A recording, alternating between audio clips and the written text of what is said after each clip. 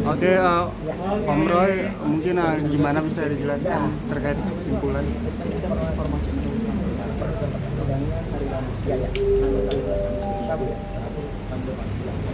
Mas Roy, izin mungkin mulai ya. Mas Gofur.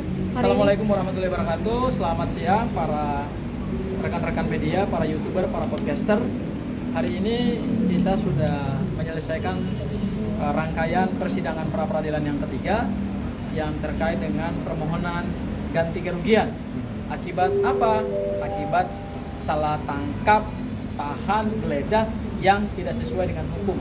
Dan itu ternyata pada putusan pra peradilan pertama sudah dinyatakan tidak sah. Meskipun dalam rangkaian persidangan ini termohon yaitu Polda Metro Jaya melalui kuasa hukumnya ya itu masih bersikukuh bahwa penangkapan, penahanan, penggeledahan pada tanggal 12 Juni meskipun sudah dinyatakan tidak sah, mereka masih membangun argumentasi bahwa itu masih dalam koridor kewenangan mereka. Tapi tentu dalam permohonan pra peradilan ini kita tidak lagi memperdebatkan sah atau tidaknya penangkapan tersebut ya, karena sah tidaknya penangkapan itu ternyata sudah dinyatakan tidak sah. Oleh siapa?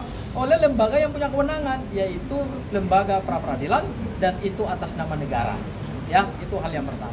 Hal yang kedua adalah agenda hari ini tadi kami dari pihak pemohon sudah menyerahkan kesimpulan, kemudian termohon juga menyampaikan kesimpulan. Kesimpulan itu adalah intisari dari persidangan permohonan pra peradilan yang ketiga, yaitu dari mulai permohonan kami, kemudian jawaban, replik, duplik, kemudian pembuktian dari sisi kami dan pembuktian juga dari sisi termohon. Dan hari Kamis tadi sudah disampaikan oleh hakim pra peradilan bahwa akan diputuskan secara terbuka kepada umum dan juga nanti rekan-rekan media juga bisa meliput, yaitu adalah putusan pra peradilan yang ketiga. Nah, saya ingin memberikan catatan sedikit bahwa dari rangkaian persidangan pra peradilan ini, apapun yang nanti diputuskan oleh hakim pada tanggal 6 ya, tanggal 6 hari Kamis tahun 2026 ini, bulan Agustus, itu tentu kami terima. Karena apa? Karena itu menjadi ranah kewenangan dari hakim. Tapi kami sungguh yakin dan percaya bahwa hakim tidak akan membuat putusan yang jauh dari putusan yang pertama. Karena putusan yang pertama itu juga dibuat oleh hakim yang sama, dan di dalam pertimbangan hukumnya atau di dalam rasio desidendinya dia menyebutkan bahwa untuk permohonan ganti kerugian silahkan dimohonkan dengan permohonan pra peradilan yang lain. Dan ketika hakim menyatakan bahwa penangkapan, penahanan, penggeledahan tanggal 19 Juni 2026 itu tidak sah, maka sebenarnya tinggal hakim kemudian ketuk palu ya, Mas Roy ya, untuk kemudian mengabulkan permohonan kami. Berapa nilai besaran yang akan dikabulkan oleh hakim tunggal pra peradilan tentu kami serahkan kewenangan itu kepada yang mulia. Tapi yang pasti adalah berapapun nilainya ya, kalau berdasarkan peraturan pemerintah 92/2015 minimal adalah Rp500.000, maksimal 100 juta ya. Tentu dalam plafon itulah yang kemudian kami minta ada keadilan ya. Berapapun nilainya buat kami tidak penting nilainya.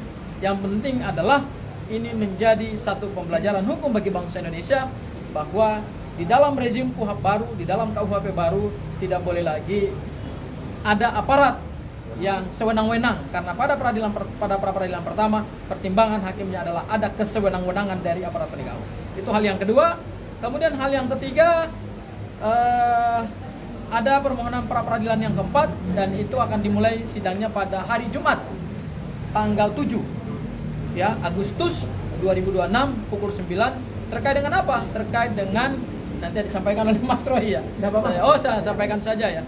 Yaitu adalah kami memohonkan supaya permohonan kami terkait dengan pencekalan dicabut. Karena sampai hari ini Polda Metro Jaya belum memberikan klarifikasi apapun terkait dengan status pencekalan. Dan berdasarkan pasal 158 KUHP yang baru, di pasal 158 itu ada 9 item yang bisa diajukan permohonan pra peradilan.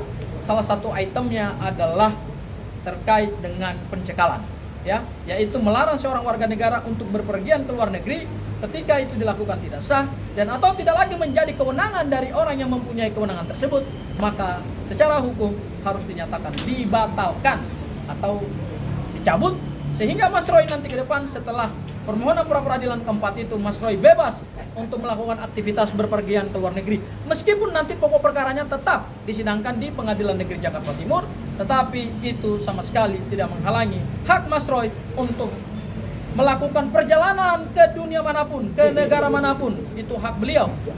Kami harapkan mudah-mudahan itu dikabulkan juga ya, Mas Roy ya. Dan sekali lagi, permohonan yang keempat ini sama sekali juga tidak mengganggu pokok perkara. Ya, karena ini tidak berhubungan dengan pokok perkara, tetapi ini berhubungan dengan hak seseorang untuk mendapatkan kebebasan beraktivitas baik di yurisdiksi Indonesia maupun juga di yurisdiksi di luar Indonesia. Ya, dan itu kami mohonkan melalui permohonan yang keempat. Dan yang terakhir, ada hal yang menarik, ternyata ada juga seorang pejuang yang juga sudah mengajukan permohonan pra peradilan, tetapi sebagai hak eksklusif saya berikan kepada Mas Roy untuk menjelaskan siapa pejuang tersebut. Kita dengarkan langsung dari Mas Roy. Tapi sebelum dari Mas Roy, Mas Roy, saya memberikan kesempatan dulu kepada rekanku di sini, ada Bang Ristan, lawyer yang ganteng, dan di belakang juga ada seorang lawyer yang cantik, namanya Mbak Nazmi, ya, Salsabila. Jadi kami ini yang ganteng ada, oh ya Mas Budi juga ada, yang ganteng ada, yang cantik juga ada, ya, yang pinter-pinter lah dan cantik-cantik dan ganteng-ganteng. Saya serahkan kepada Bang Ristan. Ya, silakan. Sebelum ke Mas Roy. Ya. Ini selamat siang buat rekan-rekan yang sudah meliput hari ini ya. Agak cukup lama kayaknya ya. Atau mungkin kemarin yang lebih lama daripada hari ini. Jadi begini, intinya adalah ini tadi udah diborong ya Bapak.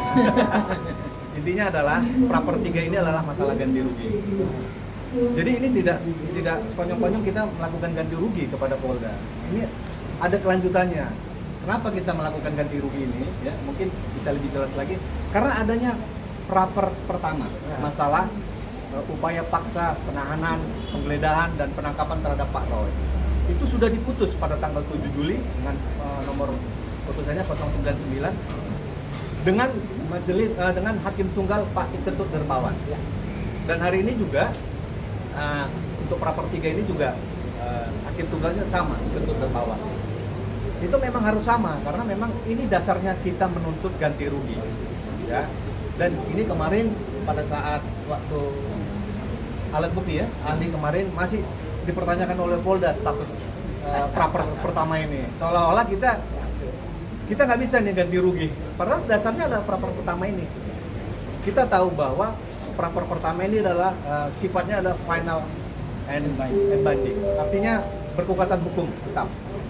Kenapa? Kita juga mengenal asas res judicata pro veritate habetur. Berarti putusan hakim adalah dianggap benar. Artinya apa?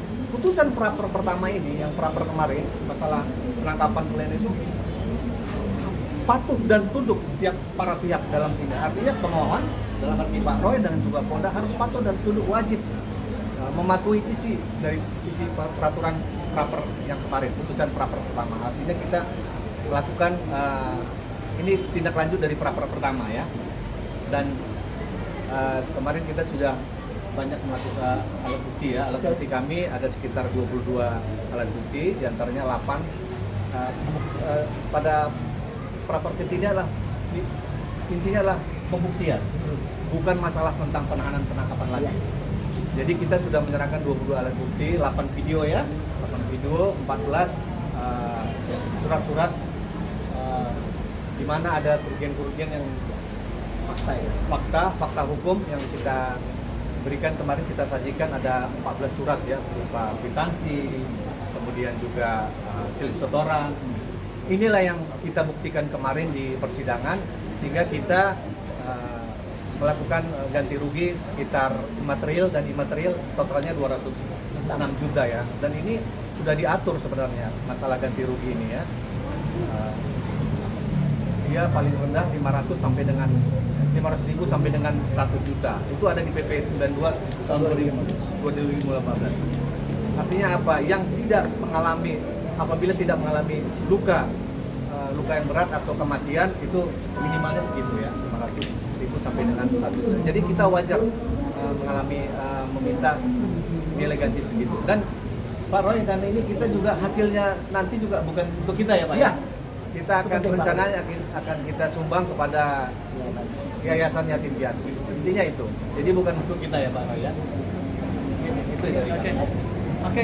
Oke. Mas Roy, sebelum Mas Iya, Roy iya. satu lagi saya mau menjelaskan begini, bahwa nanti hari Kamis itu kalau ada putusan pra peradilan terkait dengan permohonan ganti rugi kita, berapapun nilai yang disetujui, permohonan kita materialnya adalah 106 juta, imaterialnya 100 juta, total 206 juta, berapapun yang disetujui oleh hakim pra peradilan, dan itu tidak ada satu rupiah pun masuk ke kantong kami, termasuk juga Mas Roy, dan nanti akan kami umumkan siapa yang mendapatkan ganti atau mendapatkan saluran, ya mungkin kita sebut kalau dalam bahasa Islam sedekah, ya atau hibah dalam bahasa hukum, nanti kepada lembaga-lembaga mana saja yang terverifikasi dan tentu kami bisa pertanggungjawabkan, itu akan kami umumkan dalam permohonan pra peradilan yang keempat. Jadi semua akan transparan dan akuntabel.